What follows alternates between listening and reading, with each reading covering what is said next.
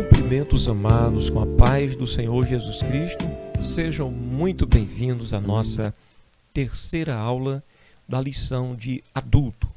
Hoje nós temos como tema principal a inerrância da Bíblia Sagrada. Da nossa lição de adultos, estamos estudando durante esse trimestre sobre a supremacia das Escrituras Sagradas.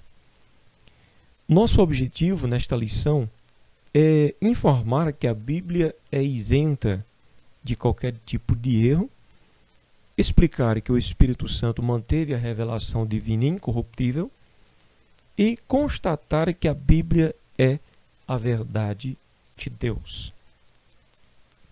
Dentro do nosso texto áureo, nós temos Mateus 5, verso 18, que nos diz: porque em verdade vos digo que até que o céu e a terra passem, nem um jota ou um tio se omitirá da lei, sem que tudo seja cumprido. Iniciamos a nossa lição citando palavras do próprio Jesus, referindo-se à sua lei, à sua palavra, dizendo que ela cumprir-se-á. Até mesmo a menor pontuação que existe na sua palavra. Quando ele usa o termo nem um jota ou um tio se omitirá, mas tudo será cumprido. A nossa verdade prática diz que a doutrina segundo a qual a Bíblia não contém erro algum denomina-se inerrância das Escrituras. É uma doutrina que todo cristão precisa e deve conhecer para que possa estar cada dia mais seguro, na sua fé. Por isso podemos confiar em sua mensagem que é incorruptível. Ou seja, como a Bíblia é inerrante, podemos confiar na sua mensagem. Se porventura entrarmos pelo caminho que alguns estão entrando, de que a Bíblia é falível, de que a Bíblia apenas contém a verdade, então ela perderá a sua autoridade. Não terá total autoridade sobre nós. Ora, o que acreditaremos na verdade como verdade? Se porventura acreditarmos de que não existe verdade absoluta e de que essa verdade absoluta é a palavra de Deus, o que regerá então as nossas vidas? O nosso bel prazer? É algo digno de se pensar, não acha?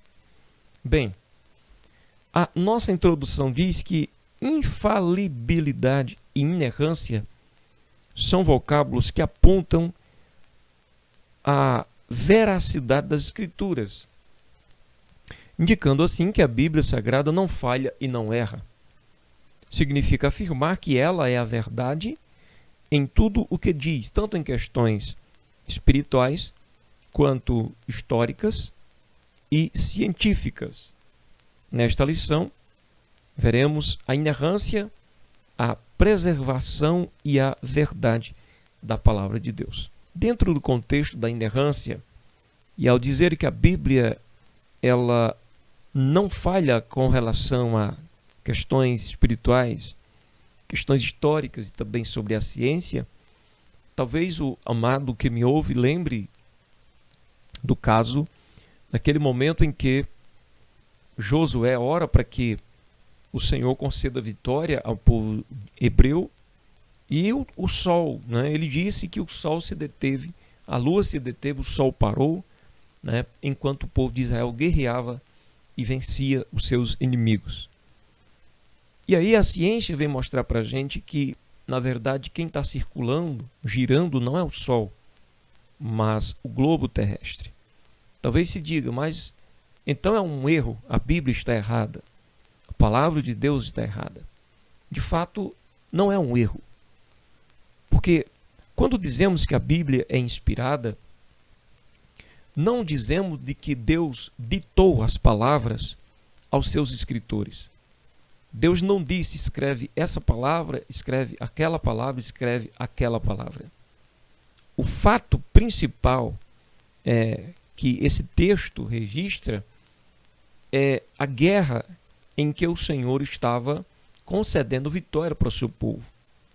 Ou seja, a obra de Deus era a vitória do povo israelita.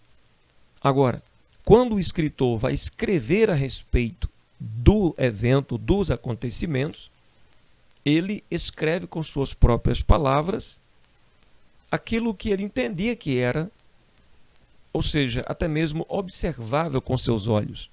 Porque se qualquer pessoa observar, ele vai imaginar e ver de que o Sol está girando em torno da Terra. Então, o escritor acreditava sim, de que o Sol estava girando. Quando ele escreve de que o Sol deteve, que a Lua deteve ou que o Sol parou, ele não quis, ou seja, o Senhor não estava ditando isso para ele. Ele estava registrando o fato, o acontecimento, aquele milagre, porque não tinha como Israel vencer se não fosse pela intervenção divina. Ele registra com seu próprio conhecimento, dentro da sua capacidade, né, que era resumida nesse tempo. Então ele registra que a lua deteve-se e de que o sol parou. Então isso não interfere na veracidade da Bíblia, porque a Bíblia não estava falando sobre, nesse momento, o relato bíblico não estava falando sobre o cosmos, não estava falando sobre o universo, não estava falando sobre galáxias. Veja que em outras partes, quando Deus está usando os seus servos para falar sobre essas coisas, ele fala de coisas precisas que a própria ciência testifica que assim é verdade.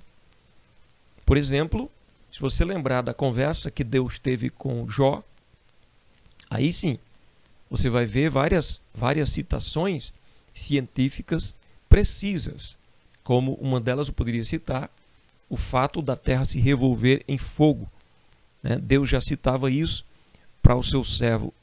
O Jó já estava escrevendo isso, por revelação divina, e outros detalhes que o próprio Deus pergunta para Jó e ele não tem resposta. E que a ciência agora confirma sim, porque estava falando sobre coisas de sabedoria e de ciência. Então, a palavra de Deus é fiel de toda aceitação. O conceito de inerrância bíblica é a doutrina segundo a qual a Bíblia não contém erro algum. Significa que ela é verdadeira em tudo o que afirma. Desse modo, a Escritura é isenta de erros nos aspectos doutrinários, espirituais, históricos, culturais, científicos e em todos os demais temas. O argumento é irrefutável. Deus não pode errar e, como a Bíblia é divinamente inspirada, ela não pode conter erros. Assim sendo, a inerrância, a infalibilidade e a inspiração estão entrelaçadas. Uma vai confirmando a veracidade da outra. Nesse sentido, a declaração de fé das Assembleias de Deus professa que a Bíblia é a nossa única fonte de autoridade, a inerrante, a infalível, completa e inspirada palavra de Deus. Segundo subtópico, a Bíblia reivindica a sua inerrância. O termo inerrância, que é a nossa palavra-chave da lição de hoje, não aparece na Bíblia. Você não vai encontrar esse termo na Bíblia. Mas a ideia está presente nas páginas do texto sagrado. No livro de Provérbios está escrito, por exemplo, toda palavra de Deus é pura. O salmista também afirma que a palavra do Senhor é provada. Samuel também assegura que o caminho de Deus é perfeito e a palavra do Senhor refinada. Cristo, nosso próprio Senhor e Salvador Jesus, atesta a inerrância ao afirmar que nem um jota ou um tio se omitirá da lei, como o versículo de Mateus 5,18 que acabamos de ler. O Senhor igualmente ratificou ou confirmou que a Escritura não pode ser anulada, João 10:35, e que a palavra é a verdade, João 17, versículo 17, quando Jesus disse, santifica-os na verdade, a tua palavra é a verdade. Essas declarações indicam que a Bíblia é plenamente confiável, sem nenhuma falsidade ou equívoco. É necessário também frisarmos aqui de que a Bíblia é o livro mais criticado mais perseguido de toda a história da humanidade. Mas o fato é que nunca ninguém conseguiu provar de que a Bíblia está errada. Há vários críticos, há várias pessoas que desejam reprová-la, porém, cada vez que os anos vão se passando, os estudos vão se aprofundando, a arqueologia, né, vai acontecendo e vai achando vestígios, né, achando fragmentos, achando provas de que o que ela diz, ou de que o que na Bíblia está escrito, realmente se confirma que é veraz e é verdade. Então, no terceiro subtópico, fala sobre a infalibilidade e a inerrância da Bíblia.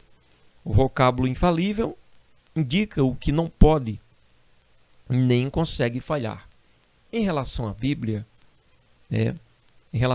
significa que as suas palavras hão de se cumprir cabalmente. Isaías 55 e versículo de número 11. Por causa da etimologia, os termos inerrância e infalibilidade são por vezes confundidos como sinônimos. Não obstante, outros afirmam que a Bíblia é somente infalível quanto à sua mensagem salvífica e não a consideram como inerrante.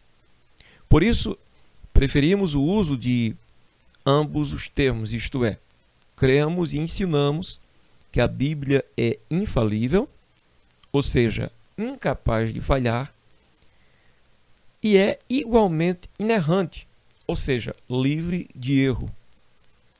Nessas poucas palavras que estamos apresentando aqui para os amados, afirmamos que negar essas verdades é desacreditar de sua autoridade e inspiração divina. Negar a verdade de que a Bíblia é infalível e inerrante é negar ou desacreditar da autoridade e inspiração da preciosa palavra de Deus. O nosso capítulo 2 fala que o Espírito Santo preservou as Escrituras. Existem dois tipos de manuscritos e queremos apresentá-los para vocês. O primeiro tipo de manuscrito é chamado de manuscrito autógrafos, que são aqueles manuscritos escritos originalmente pelos próprios autores. Ou seja, a primeira escrita bíblica, os próprios autores da Bíblia. E existem também os manuscritos apógrafos, que são aqueles manuscritos que foram, por exemplo, cópias dos manuscritos originais. Os manuscritos autógrafos são chamados, os manuscritos originais são chamados de autógrafos. São os textos com a grafia de próprio cunho do autor bíblico ou de seu escrevente, como no caso, temos aqui Filemão 1:19, Romanos 16:22, onde mostra que Tércio escrevia enquanto Paulo ditava. Neles foram primeiramente registradas as palavras inspiradas pelo Espírito Santo. Cremos que a inerrância das Escrituras pertence a esses documentos. Entende?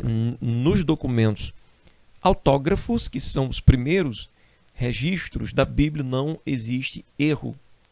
E deveras isto afirmamos com toda a nossa convicção. Cremos, portanto, que a inerrância das Escrituras pertence a esses documentos e que as cópias que vêm após eles, cópias estas que são fiéis a esses manuscritos, preservaram a exatidão dos originais. O Espírito Santo, providencialmente, manteve a revelação divina incorruptível. Fora dessa compreensão, a Bíblia não seria fonte de autoridade. Ora, imagina, se acreditássemos de que a palavra de Deus que temos em mãos hoje está adulterada, não seria digna de credibilidade. Em quem confiaríamos? Ou no que confiaríamos? Em que estaria firmada e solidificada a nossa fé? Em algo adulterado? Portanto, o Espírito de Deus, pelo longo dos séculos, tem preservado a sua palavra, né, dessa adulteração. Os manuscritos apógrafos. As cópias dos manuscritos originais são chamadas de apógrafos. Preste atenção, entende? Os autógrafos não são cópias, são escritos originais. Já os manuscritos apógrafos são cópias. Eu pego um documento e escrevo em outro papel, que no caso papiro ou pele de animal, ou tábuas, enfim. Exatamente o que estava no primeiro. Então uma cópia do original. São chamados de apógrafos. Atualmente existem cerca de 25 mil cópias dos manuscritos bíblicos. A maioria deles em hebraico, grego e latim. Os escribas judeus transcreveram os originais do Antigo Testamento com precisão milimétrica. E as inúmeras cópias dos manuscritos do Novo Testamento também afiançam a credibilidade desses escritos. Nessa perspectiva, cremos que o ato da inspiração aconteceu uma só vez, na redação da primeira, ou da redação primária da palavra de Deus, que são os escritos autógrafos, os primeiros que escreveram ali os primeiros manuscritos. Mas a qualidade dessa inspiração foi preservada pelo Espírito Santo nas cópias dos originais, que são os apógrafos. Assim sendo, a versão da Bíblia fidedigna aos originais não deixou de manter a exatidão do real significado das palavras inspiradas por Deus. Agora existem outros tipos de escritos que é preciso os amados estarem atentos para também conhecermos e nos desviarmos daquilo que é errado. Existem escritos apócrifos e pseudoepígrafos. A declaração de fé das Assembleias de Deus assegura que os manuscritos apócrifos escondidos, tais como Tobias, Judite, Macabeus, Baruque e outros, apresentam erros, anacronismos, doutrinas falsas e práticas divergentes das Escrituras. A exemplo da oração pelos mortos, os pseudoepígrafos, ou, noutras palavras, falsos escritos. Dentre eles, podemos citar a Assunção de Moisés e o Apocalipse de Pedro. Foram produzidos por autores anônimos e espúrios, que atribuíram indevidamente sua autoria a profetas e apóstolos, ou seja, só para os irmãos entenderem melhor. Escritos apócrifos são escritos escondidos ou que não existe sobre eles uma inspiração divina. Escritos pseudoepígrafos são escritos falsos, que aparecem, por exemplo, em nome de Jeremias, em nome de Isaías, mas que não foi Jeremias que escreveu, nem tampouco Isaías. Nem escreveu, nem ditou para outra pessoa escrever. Por exemplo, no caso aqui aparece Apocalipse de Pedro. O cidadão escreveu, né, um texto, escreveu uma carta, um livro, algo parecido, e coloca na sua escrita que foi Pedro que escreveu, quando na verdade Pedro nem sequer tomou conhecimento disso. É até conhecido como escritos espúrios, autores anônimos e espúrios, escritos falsificados, que atribuíram, justamente pelo fato de estarem atribuindo, né, o nome de outra pessoa a um escrito que não é daquela própria pessoa. Consequentemente, a escrita não é verdadeira. Na Bíblia dos judeus, atestada por Jesus como a lei de profetas e escritos, né, não faziam parte os livros apócrifos nem os pseudoepígrafos. Por essa razão, eles não integram o cânon bíblico protestante. Dessa forma, não reconhecemos a autoridade desses livros por não serem inspirados pelo Espírito Santo de Deus. A verdade nas Escrituras. A Bíblia é a verdade plena. O termo verdade do hebraico emet significa o que é confiável e correto. O vocábulo grego aletreia tem o sentido de real e fidedigno. Nas Escrituras, corresponde à realidade exata dos fatos em concordância com o pensamento de Deus. A Bíblia ensina que Deus é a verdade, João 14, verso 6. E a sua palavra também é a verdade, João 17, versículo 17. O escritor aos Hebreus declara que é impossível que Deus minta, Hebreus 6, verso 18. Paulo ratifica que Deus não pode mentir, Tito 1, verso 2. Em vista disso, cremos que a palavra de Deus possui autoridade, Mateus 5, 17 e 18. E deve ser obedecida acima de qualquer autoridade humana. Assim, esses textos servem de base para a afirmação. O que a Bíblia diz é o que Deus diz. Portanto, digna de credibilidade, digna de que nós possamos nos submeter a ela para que a nossa vida seja regida de conformidade com a vontade de Deus. Não há outra forma, outro meio de conhecermos a vontade de Deus, senão pela palavra que Ele nos deixou para consultarmos a sua vontade e nos adequarmos a ela. A verdade espiritual e moral. Nossa declaração de fé afirma que a Bíblia nos revela o conhecimento completo de Deus, não sendo necessário nenhuma nova revelação para a nossa salvação e crescimento espiritual. Podemos ver isso em Deuteronômio 4 e 2. O pastor Antônio Gilberto ensinou que tudo que Deus requer do homem e tudo que o homem precisa saber, por exemplo, quanto à sua redenção, está revelado na Bíblia. Você não precisa consultar anjo, querubim, arcanjo. Você não precisa consultar quem já morreu. Mas tudo o que você precisa para a sua redenção está revelado e escrito na preciosa palavra de Deus. Então, os padrões bíblicos para o nosso viver não podem sofrer mudanças. Aquilo que, por exemplo, a ética, igualmente a ética e a moral, se fundamentam na revelação divina. Aquilo que a palavra de Deus diz ser pecado, permanece sendo pecado. Por isso, os valores cristãos são permanentes, pois a fonte de autoridade também é permanente. Muito cuidado com aqueles que querem ajustar a Bíblia de acordo com o padrão de vida atual. Sei que nós nos dias atuais não podemos, por exemplo, viver a mesma cultura dos judeus ou dos hebreus. Não podemos hoje adaptar as nossas vidas àquela mesma cultura lá do Antigo Testamento, 2.000, 3.000 anos atrás.